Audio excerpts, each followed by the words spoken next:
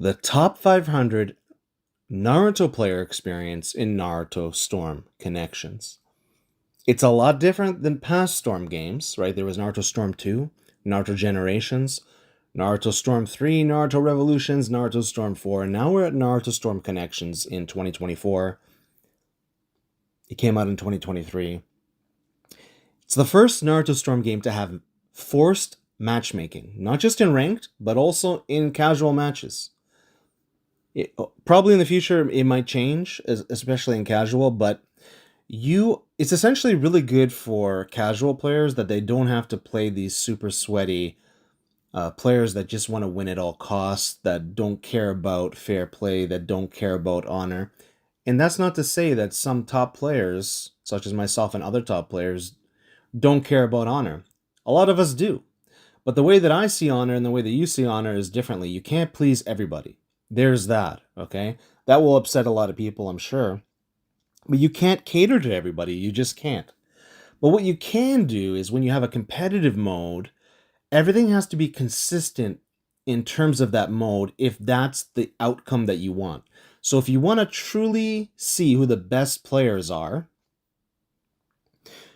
you need to have an environment, a competitive mode that can give you that product, that can give you that outcome. And the issue with Naruto Storm Connections is it's still not quite there yet, but it does it a lot better than every other Storm game, and it's a lot more fair than every other Storm game, except for maybe some of the earlier ones like Storm 2 and Generations. Maybe Revolution, actually. Revolution was really good. It's hard to say, but it does it a lot better than even Storm 4 did. Leader switching was nice, and it got rid of a lot of the game-breaking glitches or just glitches. Some of them were game-enhancing glitches in some people's opinions. But whether you thought it was a game-enhancing glitch from the leader switches or the game-breaking glitches, which most people in the world think aside from the outside of the competitive community, and it's not just from the casual perspective, just a lot of people that were casuals that played Storm 4 and a lot of people who were competitive or pseudo pro or pro players in traditional fighting games like Street Fighter and all that, regardless if you were a casual or you were actually a really skilled player in traditional fighting games, those people, most people in the world, actually think that the glitches that come in Storm 4 are game breaking and not game enhancing. And that's the big weird dissonance where this Storm 4 community exists in a bubble where they believe that it was intended.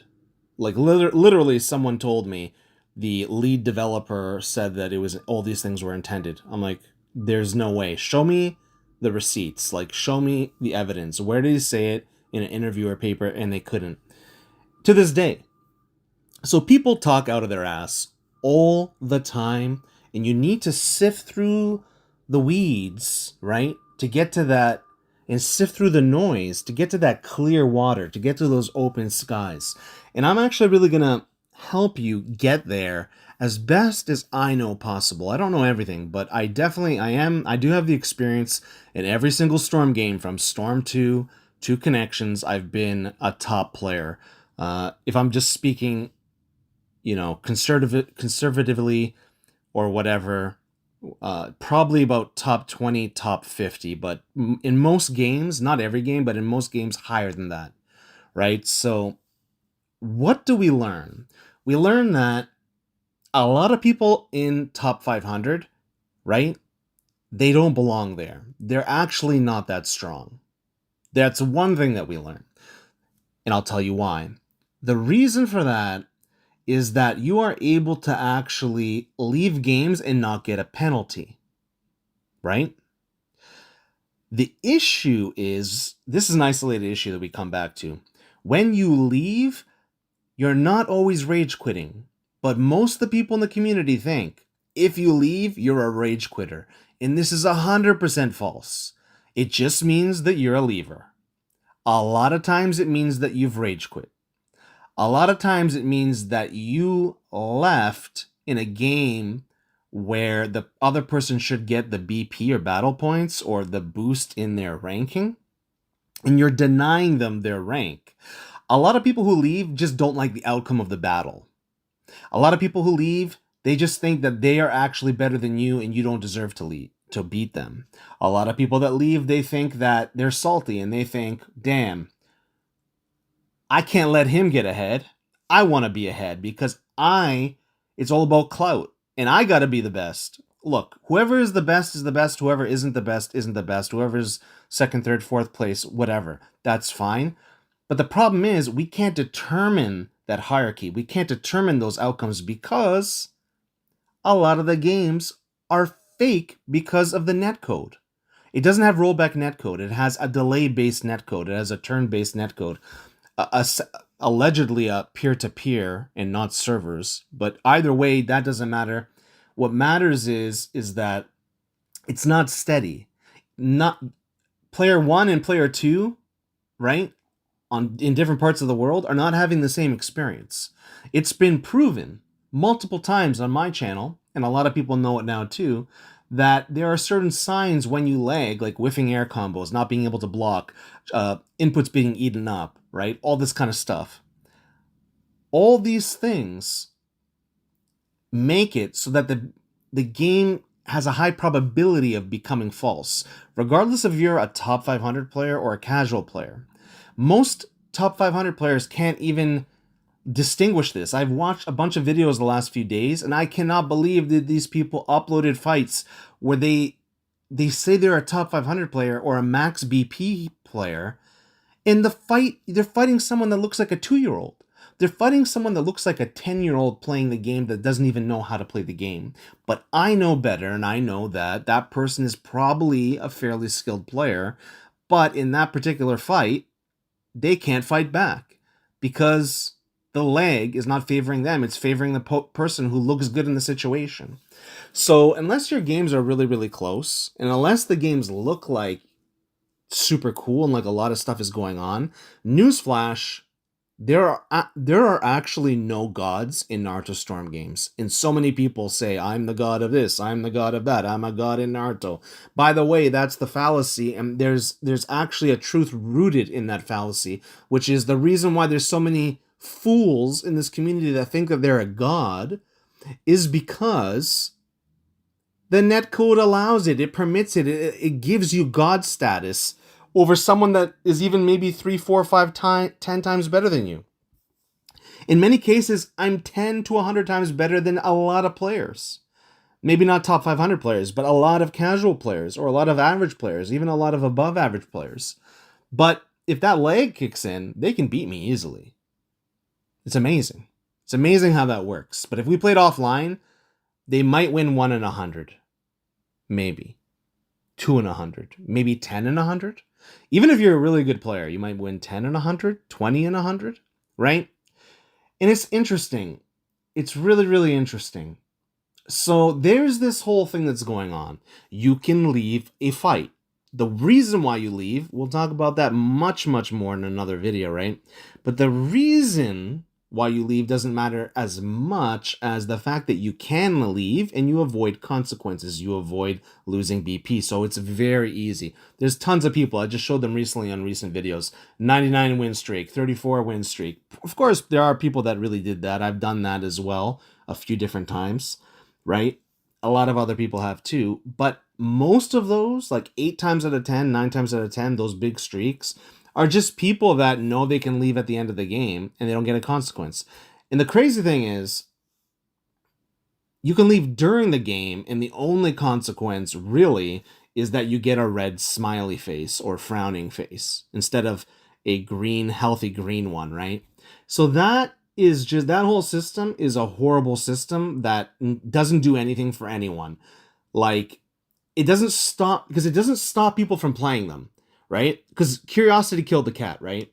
So I'm still curious. I want to see like, oh, like, I never played this person. Like, are they good? I play them and then they rage quit on me. This one person left or rage quit, right?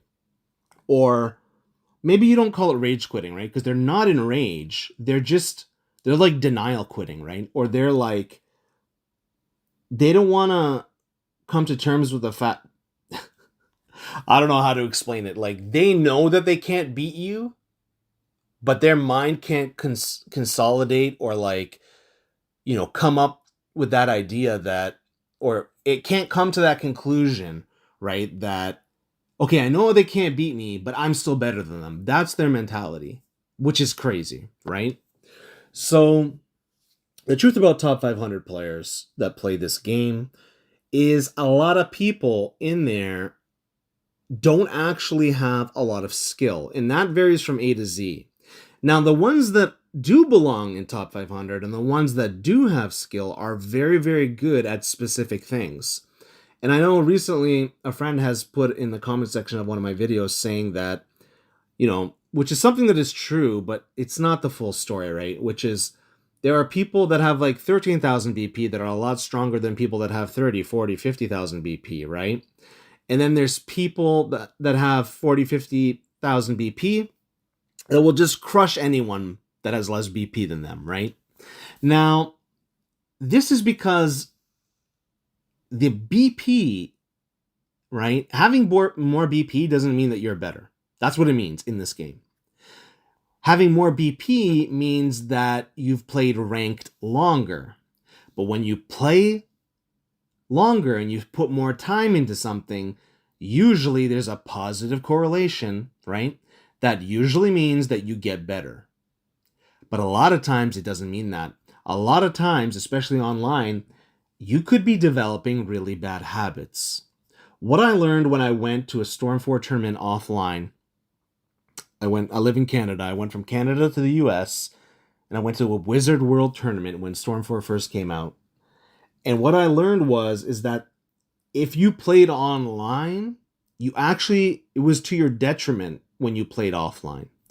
If you really want to play the game and you really want to be good at the game, yes, you need to play competition because playing the AI doesn't do anything for you. Really, it doesn't.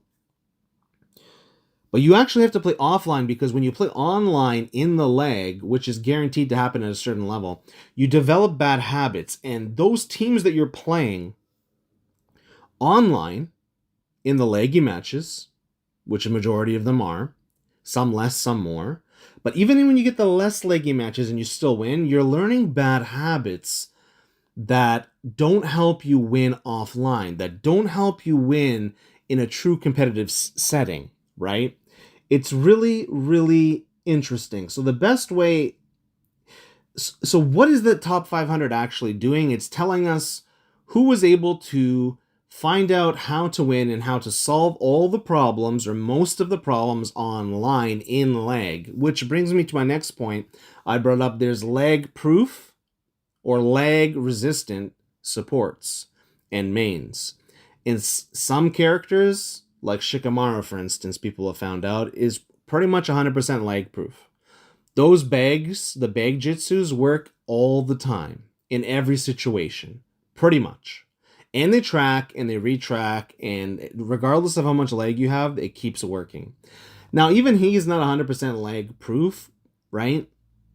You'd have to lose a lot of frames, right, for that to happen. But the point is, there's a lot of characters like both Kakashis, adult Kakashis, they just don't work. Whether it's the Kamui, Double Sharingan, or whatever, the Storm 2, Storm 3 Kakashi, they do not work once it starts lagging even moderately. If it lags severely, it's done. You're playing 1 versus 3. So there's a lot to consider here where people just don't understand a lot of things. And then there's your shield or your block breaks faster in lag, right? So the people that are in top 500 are really good at doing certain things, and they're not as good at doing other things. So how do I explain this? I think it's kind of like a math problem, right? Where when you take a math test, you get a certain score. It's very straightforward. If you got a 76, that means, say you got a 75, that means 25% you literally didn't have the answer for. You didn't know how to solve that problem. Ranked is largely like that as well, where if you don't have the time to play, if you don't have the time to learn, then you're not going to do well, most likely. Right? It's a really high chance you're not going to do well. The people that grind the game day in and day out, all they've really proven is that I have the time to grind this day in, day out. At some level, they do have skill, but it's more about time investment, and it's more about who can get there the fastest, right? So the biggest issue too that we need to talk about is there's a lot of people in the top 500 right now that they haven't even played for weeks or months or maybe even half a year. They just got there as soon as possible when the game came out. They grinded the game for a couple months when the game came out, and then they left it. So they're taking up spots, right? So what the game needs is a seasonal ranked. This would really actually incentivize people, right? And seasonal rewards. So like every 3 to 4 months, it resets. I think that would be pretty fair. Like every 4 to 6 months, it resets at least. Because the way that it is now, we should have been having already a few seasons. And the reason for that is there's people there that I have never seen before, that I don't know who they are, or that I saw them really, really early on and they're done and they just never play again, right? They're a top 500 player. But the problem with that is the game got patched, and the game got patched so severely on the first patch, right? That it's not even the same game. It's completely played differently. From Jitsu entries and Jitsu spam to if you try to play that way, you're just going to derank, right? People still try to play that way and you can still get value that way, but you actually have to fight and play the game and get into combos, right? You can't just do jitsu for forever and win the game most of the time. They kind of just changed that. So the people that were top 500 players, six months ago, like if I fought those people now, I don't even know what that would look like. I don't even think that they would even be in the top 500, right? They could get there potentially. They might have the skill to do it. Some of them could, but a lot of them wouldn't because it's just not even the same game. The skills that they develop, the time investment that they put into playing in a certain way, things have changed. I think a lot of them could be top 500, but the thing is a lot of them don't deserve to be top 500 now. So even though I have a rating of 426 or something like that, I genuinely think I'm a top 20, top 50 player right now, even though it says 426. And there's a lot of reasons for that, right? Now, how does this work, right? Like, what are you supposed to do? The other thing we have now is you don't just play people once, right? You play them in sets if you want to. So what you have to do, really, to rank up is to get better at the game. It's the same thing in Overwatch. The only way really to rank up is to get better, but obviously most people do manipulate the situation to leave matches, right? And a lot of them will not admit that, but a lot of them do that, okay? Now, if they're not doing that, a lot of them are using broken characters, broken supports, and this type of thing to get easy wins, right? Because there's certain team builds that if it lags and you use that team, you will now have the priority 99% of the time over the person you're fighting. So you can win in lag and out of lag, and you're almost hoping for it to lag, which it lags more often than it doesn't. So it's not skill, it's more like lag awareness and how to take a situation up. Okay, so Naruto Storm Connections players, right? First of all, this is like the best of us, because in every other past ranking system, it didn't mean anything because there was no way to force people of equal skill to fight. But in this game, you get matched with people of equal skill. Like the game forces you to fight other people that are good. So that's a good thing. There's a lot of good things, right? But the problem is it still doesn't work because when those people fight, a lot of times they just do a one and done and they don't keep fighting, which is fine. But when you rank up, you need to actually fight 2 or 3 times and then hopefully get matched up with them again, then fight 2 or 3 times, hopefully get matched up with again, and then do 2 or 3 times, right? And keep getting matched up with them and fight. Or maybe not back to back, but throughout the course of a week or a month, you want to fight that person until you get out of that elo, if that makes sense, right? And then whoever the best person is wins. Problem is, this lag comes in and then it ruins the whole thing. So it's just, everything comes back down to the fact that you need better netcode. But when the game does work really, really well, and both people aren't lagging, wow, the game is beautiful, the game is phenomenal, and the game really is competitive, and it feels more like a real fighting game than any other Storm game ever did, guaranteed, 100%. And part of that is because they're forcing you to fight each other. It's really, really good. But there's a few things that need to be fixed to really see, if you're to play online, to see who actually really is the skilled player and who isn't. But until then, what I would say is that a lot of the top players, a lot of people in top 500, they do have unique skill sets and unique tactics that they themselves developed. And then, there's a lot of, sometimes in certain situations, a few different players will be learning those tactics. And then there's like a group of people that say, use Six Pass Matter as a Six Pass Matter Awakening, or a group of people who use puppets, or a group of people who use Minato, right, and use or Shisui, and use that agility to dodge and bob and weave. And there is some trends, and there's some interesting things, and there's a lot of depth to the game that people just really aren't looking into too much. But yeah, it's not like any other game where, like in Overwatch, right?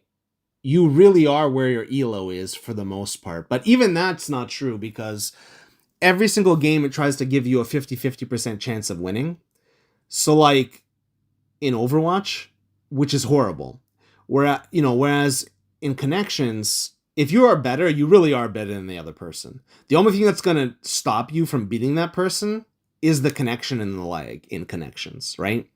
But in Overwatch, the thing that stops you from getting better is, yes, your skill and you not being better, but it's also your teammates, a random variable that you can't control because they can make mistakes. And then a third thing would be like the game literally tries to force you to have a 50-50 win rate, which makes no sense. It just doesn't make sense. Like, it doesn't make sense in Overwatch to me that you can be like a diamond player or master player or top 500 player and then be playing with like platinums and golds, right? And that's what they say, getting stuck in elo hell. I think at some level we might have elo hell in connections, but not really. Like, if you have skill and you can win, as long as the person doesn't leave, you can get the BP and rank up. So it's kind of, you're on the hook kind of there. Like, you need to have a good relationship with the people that you play, in a way. Not explicitly, but at least, have good sportsmanship, because that increases your chances of winning. But if you have good sportsmanship and you don't have skill, you'll never rank up in the game and you'll never be a top player, right? So it's really, really interesting. I don't know. I think that for me, I kind of got bit by the bug in this game in terms of it being a skill-based game and me wanting to go deeper into the mechanics and really seeing, looking past the lag and looking past the fake fights and looking past the fake players and looking past the salty rage quitters that don't want you to win and looking past all of the toxicity in the community. But the thing is, these are all good people, probably. They just behave badly. Like, just because you behave bad doesn't mean you're a bad person. But it means have very bad behavior. You need to change your behavior, or you don't. If you don't change your behavior, if you don't change your bad behavior for long enough, that's when you really are at risk of becoming a bad person. But the problem is, a lot of people are not aware of their own behavior. They're not aware how their actions affect other people.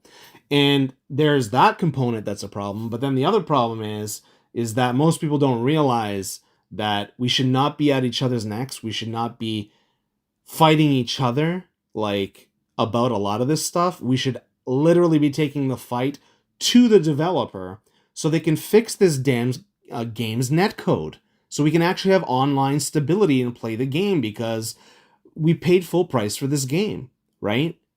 We deserve to have a working game from release. I know they messed up from the beginning with the marketing and all that, but I'm looking past that to see, is the game still good, right? If you have a gold bar in your hands, but it fell in a pile of crap, in a pile of shit, it's still a gold bar. Is the game good? Is the game skill-based? The game is good, the game is skill-based. The problem is, all the mechanisms in place don't quite measure that. It's like if you're measuring... Okay, if you're driving a car and the gas says half half full, right?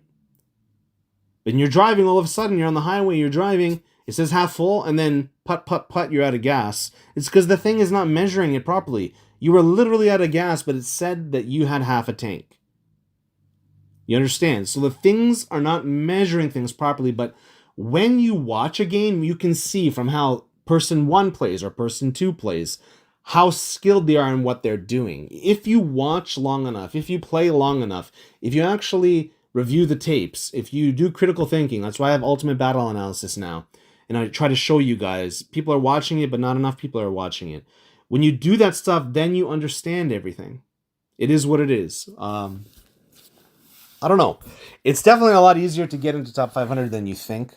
But you need to actually practice the right things. So there's people, it's not about how much you practice, it's about what you practice for how long, right? So yes, it's not about doing 1,000 kicks, Bruce Lee said. It's about doing that one same kick 1,000 times, right? But in addition to that, you do that one kick 1,000 times, but that kick has a purpose. It's a X kick or a whatever kick, a kick that does something, right? A roundhouse kick. It has to be a kick that you actually use in your repertoire for a reason to get advantage in the fight, right? In this case, to waste substitution bars, to then get into combo, into ultimate, etc., to deplete that health bar, right? To get the health bar to 0 first before they do, so you win. There has to be a process. There's a technique. What I've discovered is that top players, for the most part, tend to be a lot more skilled than non-top players, but it's not always the case for many reasons, as I've already talked about. But they also have specific techniques that they've practiced that made them better at the game. Those techniques are different than all other Storm games. It's not the same. You need to retrain your muscle memory, retrain everything to get the outcome that you want. So overall, my closing thoughts on this are, of course, top players are good. But not all top players are good. A lot of top players are fake. Third, the next thing, are top players good? A lot of them were good a year ago, 8 months ago, or whatever, right? 8 months ago, 7 months ago. The game was not the same game. It was a completely different game. It's not even that the meta changed or certain things changed. It's like we went from Overwatch 1 to Overwatch 2 in the same game. So pre-patch and post-patch is literally, like, we are literally in Naruto Storm Connections 2. We're not, okay, that's the thing, the takeaway that a lot of you don't understand. When it came out, we had Naruto Storm Connections. When they did the first big patch, we're actually playing Naruto Storm Connections 2. It's no longer and will never be Naruto Storm Connections 1. So whoever was in like top player status, I'm sure they're good and all that, but all of that needs to be deleted or just confined to that season. It should have no bearing to the future of the game because we're not the same players. You're not competing in the same arena at all. That's like the difference between comparing an Olympic swimmer to an Olympic runner. It's a completely different thing. They're both Olympians, they're both athletes, right? Like 100-meter sprint versus 100-meter like front crawl. Like, dude, it's a completely different game.